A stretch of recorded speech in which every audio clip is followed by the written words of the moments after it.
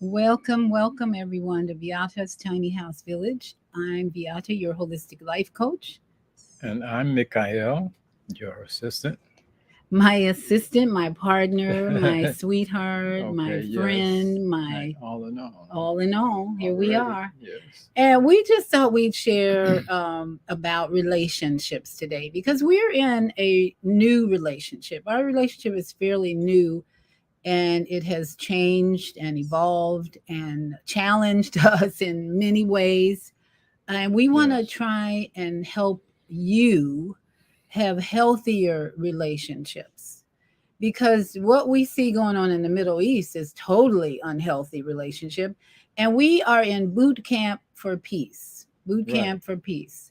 And so we So want to yeah. start out today talking about unforgiveness Mm. because that's what keeps coming up in the relationships of our children and many in the younger generation and even older generation. Let's just say every generation. Yeah, just every generation, yes. We're all struggling with what we think is unforgiveness. And we're not going to keep you very long today, but unforgiveness, we want to break that down and help you become more aware and conscious of the sleeper cells that are created when unforgiveness goes on for a long time. And sleeper cells.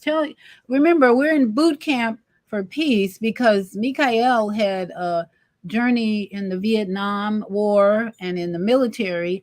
And we talked about how we could relate his boot camp experience to what we're all going through right now is resolving conflicts, ending the war, and so today, just today, we're going to go into a little bit about why unforgiveness is a doorway that awakens sleeper cells, right? We were talking Yes. about what, tell them what sleeper cells are. Basically, you can relate the sleeper cells to cells in your body that lie dormant, that they say they say that they're vaccinating you with certain cells that may be considered sleeping cells. Okay, they may vaccinate you with polio. They may vaccinate you with Don't use that word, please. oh, Okay, keep going. with whatever they do. As when you go to school, they give you so what they call immunization. Isn't that what they call it? Yeah. Yeah. And so they you're injected with certain injections, and these things lie dormant in your system, so they can be considered like sleeper cells. They're there, they're not active, they're sleeping, kind of like a hibernating bear. Okay, now what they need is something to activate them to awaken, and when they awaken, of course, then they become active. Now their job is to create havoc. Okay. Now, in the military, we understand that sleeper cells are considered to be individuals who are of, we'll say, the opposing side, The the enemy. enemy. Yes, the enemy. And what the enemy does is actually implants or plants, I'll say, just plants these particular individuals into your society, the society of their enemy. And these cells, they look just like the normal society. They look pretty normal. And so you can't really distinguish them from the any individual in a community or in a group or whatever, because they have purposely planned it that way so that these people will be what we call it uh, none inobvious. Is that okay? Inobvious. In other words, they're around and you're not going to be obvious that this is a sleeper cell, because they're going to be they might be working in church. They might be working in the community. They might be doing all kinds of good things. And they're considered good citizens, good people. They become citizens basically of whatever country that they are placed in to be these sleeper cells. But now, however, these sleeper cells, they can be activated by a signal. They can be activated, and usually it's by a signal or sometimes a frequency or something of that sort, or a certain alert or word. And so then once that frequency or that word is get put out, then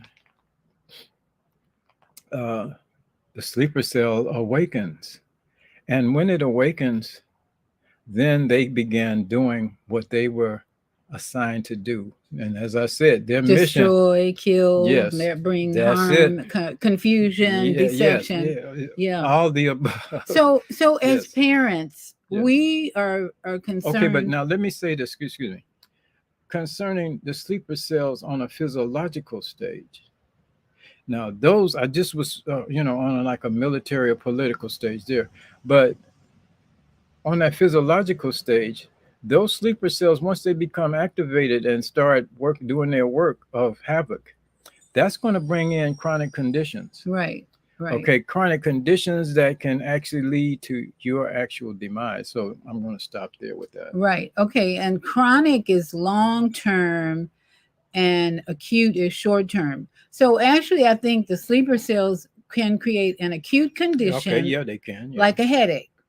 You get a headache and it might go away in a day or hours. So that's an acute condition. But if you let these sleeper cells keep attacking you day after day and you don't forgive, or you don't learn how to resist or build up your defense, about Okay, there you build go. up your Yes. defenses, then Okay. it could create a disease and discomfort and pain and suffering. That's what we see in the Yes. Middle East. This war is a very good lesson for us to go deeper inside, meditate, and ask ourselves, how can we create better relationships because of the long-term chronic relationships we've seen in the Middle East. So both of us are parents. We have grandchildren. Yes. In fact, you have adult grandchildren. Yes, I do. I have small grandchildren. They're not adults yet. But we, as parents, we're looking at the unforgiveness that children sometimes hold against their parents because we're not perfect. So we are talking about how can we help our children and this generation forgive the elders that Yes. were imperfect. Parents are imperfect. Those are the words of one of the psychiatrists that I watch on YouTube about narcissism. He's always saying parents are perfectly imperfect. So if parents are imperfect, why are they imperfect? Well, we'll give you an example of the people that raised us. My mother was an alcoholic. My father was a man who worked two jobs to keep food on the table and keep my mother home as a homemaker and teaching me how to organize, clean house, and all that. But the lack of nurturing, the lack of hugging that I received, that I did not receive as a child, I didn't get a lot of hugs from my mother. And there was a lot of criticism in my home because my father wanted us to be our best. My mother was just addicted to her alcohol, and there wasn't a lot of interaction with me and my two sisters and my mother in terms of healthy conversations and building us up to be healthy adults. So, as these parents who are now looking at being, who are imperfect, we're looking at the people who raised us. Now, who are the imperfect people who raised you? And it could be more than your parents. If you had an uncle who was a pervert, like I was telling him, we had an Uncle Hervey who liked to be touching girls' thighs and going under the dresses and that. My mother wouldn't put up with it. But those are the kind of people who shaped our belief system. So, what kind of people did you have that were pretty imperfect that made you an imperfect parent? Well, I would say that because I was by my father and mother. And so, consequently, being given away, I was raised by my aunt and uncle who had no other children in that home. However, my aunt did have a daughter who was uh, she was an adult by the time that I came to live in that household. So she had her own house and everything. So I was the only child there in the midst of rumors. We owned a rooming house, and so there were quite a bit of rumors that had children, etc. But my aunt, she was an alcoholic, even though you couldn't tell her that. I mean, Yeah. she wouldn't ever, but she, every day she would have her liquor or beer, either alcoholic beverage in the form of whiskey, or she would have beer. Now she's going to have her beer every day, at least 2 or 3 times a day. She's going to drink beer. Okay, then she may not drink the alcohol every single day, but especially on weekends, and I would say 1 or 2 days during the week. Okay, then that did later on in her life, her latter life, she upped that to it was whiskey every day. But And uh, where was your uncle in all this? well, my uncle, he was a hardworking man, but he wasn't a father figure. So Right. as we talk about imperfections, he couldn't know how to be a father because obviously he didn't have a father image himself. And so basically, my uncle, he worked, he came home, and he worked in the factory. So as I said, it was a hard job that he had in the foundry, and he'd be tired, so he'd come home, lay down on that couch. A lot of times he'd listen to the radio, or he had books. He had a huge library. He used to read various books, and but it was all done on that couch. Yeah. As far as being a father, talking to me about anything in life, he never did that. He never Yeah. did that. So I So, never had that. and Yeah. if we go back further than his adults who raised him, we're going Yeah. looking at slavery Okay. Let me. and sharecropping, uh, right? Okay, Sharecropping. but let me say this before we go to We're sharecropping. not going there. I'm just Okay, right. saying, Okay, if we but were, we're talking yeah, about imperfection. If we go back right. further than the people who raised us, we would get into slavery, Okay, slave yes. plantation, and sharecropping, There you which go. is totally unhealthy and Okay. dysfunctional. Yes. So, what were you going to I was say? going to say, my aunt also, she was the type of person who was very intimidating. She was a strong narcissist. I didn't know anything about narcissism back then, of course, but today I realized just how she was a super narcissist. She cursed a lot. She had a very loud voice. She wore the pants, as I said, in the household. Not my uncle. He would work, come home, give his check to her on Fridays, and then she would take that check and pay the bills, get the groceries, whatever, and she played numbers. So, a lot of the money that he brought in went into the numbers, hoping that she would win and have one of the, what they say, hit the jackpot, so to speak.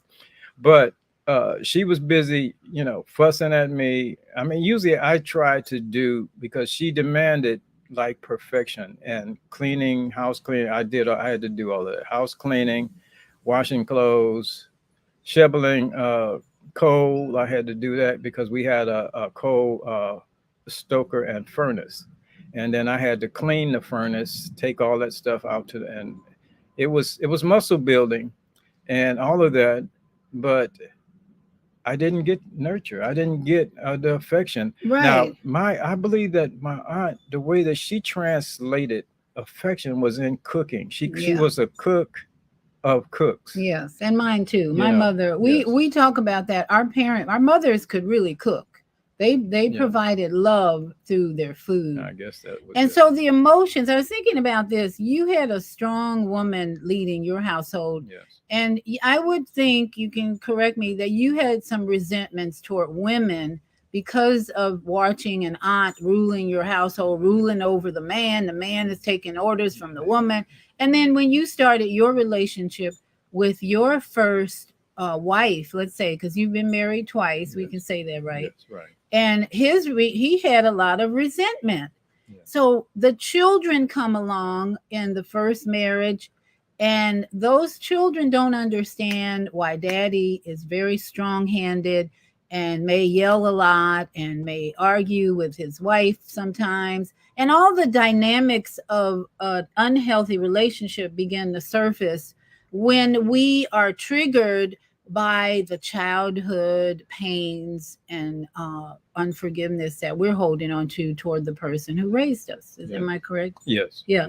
So we want to help our children and the these younger generations forgive, knowing our story, just the two of us. Imagine what other parents have gone through with the people who raised them. And so we're saying to our adult children in this generation, you can choose to forgive. Why? Why would you choose to forgive not only us, your parents, because we are imperfect? Let's do perfect. We are perfectly imperfect. That's right. In raising our children and even grandchildren right now. We're working on, we're better at that because we learned a lot of lessons, right? Yes. Yes. And we're working on being more patient, less abusive in the spankings and all that. So we want our children, our adult, let's say adult men and women who we birthed, who we raised, we want you to have a healthier relationship. And we know it starts with forgiveness. Can I say this? Forgiveness. Okay, as you were talking, I was thinking about my aunt. As I said, she was the one that spanked. I wanted my uncle to spank me, but he wasn't. He never spanked me. What he did actually was sometimes he would stop her from beating the hell out of me, because she believed, she said, I'm going to beat your ass to it rope like Oprah. That was one of her favorite saying when she's whooping me.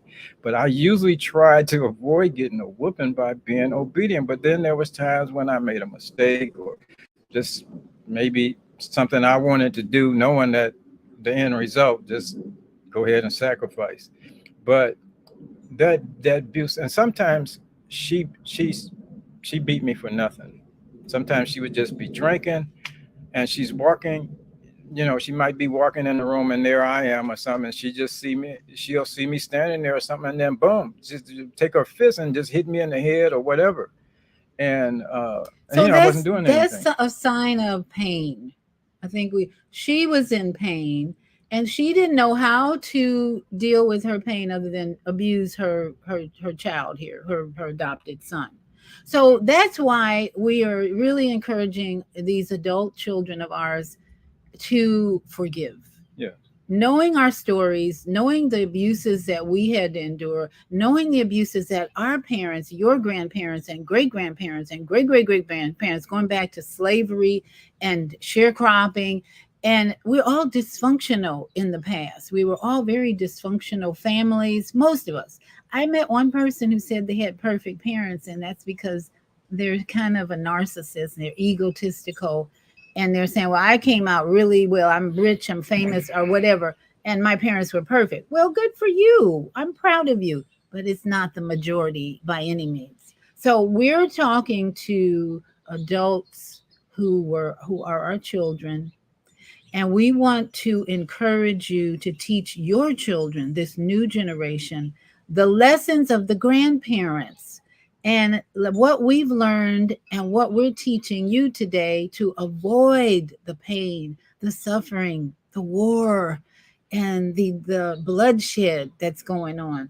In order to avoid that, forgiveness is needed. In the Middle East right now, they can't forgive. It's a hot mess over there. Nobody wants to forgive in the situation right now. They just want to drop bombs, and that we know that's about money. But when it breaks down to the family unit, we can forgive and have healthier relationships. And then what is that going to do? As a collective body of parents and children, grandparents, we are assisting in the development of a more peaceful planet, reducing conflict in the world. It starts with us. And that's the message we're bringing you today. It starts with two people, man and woman, coming together, agreeing that we're imperfect and we were imperfect raising children, and we want our children to forgive us. Please forgive us, because we had imperfect people raising us. Your great grandparents were imperfect too. So let's start with this new generation forgiving and learning lessons and moving forward with more love and more hugs, right? We need more hugs. Okay, we need more hugs. But may I ask you this? What about dialogue between the two where the conflict exists?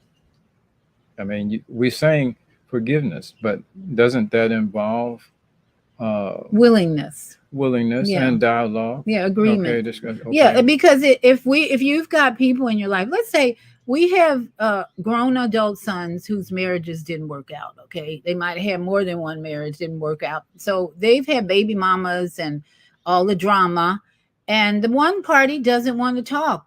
Nothing you can do about that, Yeah, that's but true. you can heal yourself. Yes. You can forgive, because when you're holding on to unforgiveness, you're only hurting yourself. There's a phrase about holding unforgiveness is like taking poison for the other person who you're not wanting to forgive. You're only hurting yourself. So holding unforgiveness is poison to every cell in your body. Your body becomes constricted, your veins are constricted, you're angry all the time. Believe us, forgiveness is the first step to peaceful relationships. Even if the other party doesn't want to talk to you, you cannot force them to talk to you. If there's a conflict, you got to have willing parties, right? You got to have Yes. two people willing to come together. We have conflicts sometimes, don't Right. we? Yes, we do. Because he was raised differently than Right. I was raised. I had a father who worked two jobs. He was it when my parents divorced. He was still in my life, promoting health and physical education and exercise and good eating. And he had parents who were eating everything under the sun, right? Yes. No lessons about physical education. And so we have had conflicts about how we should eat, how we should not so much how we should exercise. We pretty much Pretty much, agree on yes, how on we the should same keep our page. bodies moving and that type of thing. But our what our conflicts come down to is usually what we're eating, comfort food and things like that. And I realize when you've been in a Vietnam War and you've had abuse as a child and you've had two divorces, and that's enough to lead you to want comfort food, right, I honey? haven't had two divorces. Hmm. I haven't had two divorces. Well, separations. No, You've no. had two separations. One wife divorced, the other one passed away, right? Yes. Yeah. So two separations in relationships. Either way, it's a trauma. And Yes. is it not a trauma? It is. Yes. Yes. It's a When trauma. you separate from the person you married, that's a big, especially on the children. So you children out there who went through a divorce, forgive. Why should you forgive? Again, it's for your health. But the parents who divorced, they weren't ready for a healthy relationship. They had too much baggage from their traumas and abuses as children, right? And yes, and another thing that I noticed coming up as a child, I don't think I've ever, well, I won't say ever because that's a big word, but hardly ever heard "I'm sorry" or "I apologize," "forgive me." Those are like words you didn't hear coming up, at least in old school, like No, myself. you deserve a whipping. Are you kidding? Right? You didn't hear anything I'm about not the going to right, apologize. right. I'm the Apology. adult. You're That's the right. child. That's Turn right. over. Let me spank you. Yes. That's what we grew up with. Right. So Yes. now we're taking a big step asking you to forgive us Yes. because we didn't hear that mess nonsense. Forgive what? I'm your parent. Right. You're the That's right. child. You They do didn't. what you're told. Don't ask questions. Right. And it's funny because my granddaughter and grandson, they kind of protect each other. And my son told his my grandson something.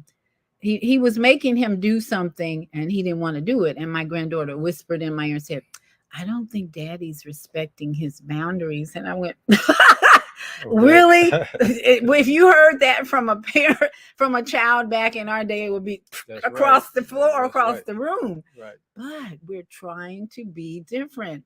That's right. We're Well, trying to change. can I interject this? Okay, it's Yeah. like as a parent having, say, I'll say newborns come into and trying to raise children myself.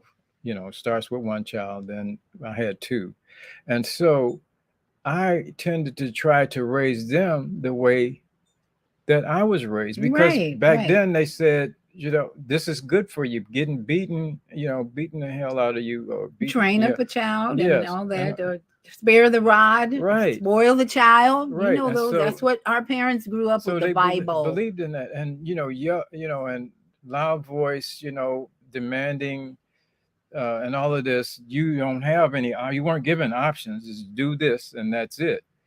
or either get your behind beat. And so, trying to raise my children like that.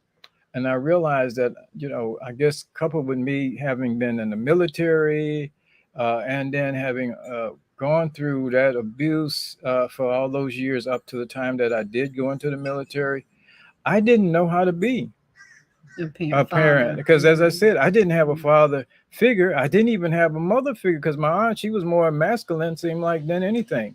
She, and so, and tough and all of that stuff, and as I said, sometimes my uncle, he would stop her because she's busy beating me with an ironing cord, and sometimes he thinks, okay, well, you beat him enough, and so he'll stop her, he'll grab that ironing cord and and kind of like take So it he from was her. more feminine, you're saying, than Oh. she was, right? I mean, So be yes, nice, yes, like be yes, nice to yes, right. him. Sometimes he would have to actually stop her from beating me because she was beating me so bad. And so I was beating my children, thinking that, okay, you're going to beat them into submission and then they'll be obedient. I didn't want to beat them, but I felt that that was the way to get What we control or learned, whatever. yes. And but what helped change that was, I realized at one point that my children were afraid of me when they were like toddlers. I say three, two and three, 2 to 3, 3 to 4. I noticed that when I would approach, because their mom, well, at that time, I wasn't spanking them when they were toddlers. I don't think I ever did. But they still, I used the loud voice and all those kind of things. And they were afraid of me, and I didn't like that. And so I didn't want that. And I started rethinking things.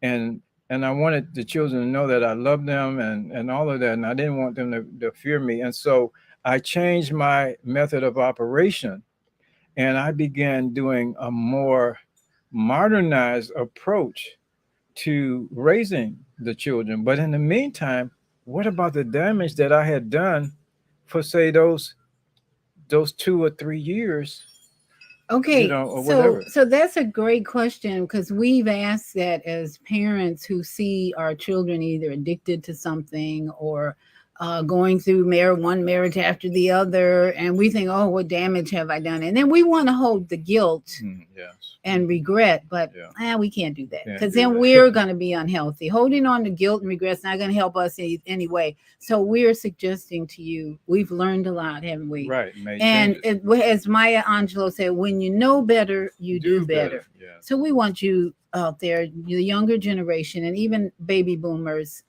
ask your children to forgive you, Yes. and tell them you've forgiven yourself. Most important, we Right. forgave ourselves for our ignorance Yes. in using abusive techniques and words that did not help our children grow up to be healthy and have healthy relationships. So we're changing our ways. We're doing things like this, videos, to help you, the next generation, to do better, because you're going to know better. We're going to come on and help you learn the lessons that we've learned. Yes. So thank you for stopping by my channel. Don't forget to like and subscribe, Yes. because we want to keep bringing you the lessons of love, because our planet really needs it. I think we all agree at this point. It's time to build up the love, peace, joy, forgiveness, and hug one another, right? Yes. There you go. Okay, so Yeah. we're done. We don't want to keep you too long. It's only Yes. been about half an hour, so we're Yes. doing good. So Okay. thank you so much. All right. Be blessed. Have a Yes. beautiful day. And we're gonna say goodbye. I love to end and begin with our YouTube intro. So you remember the time they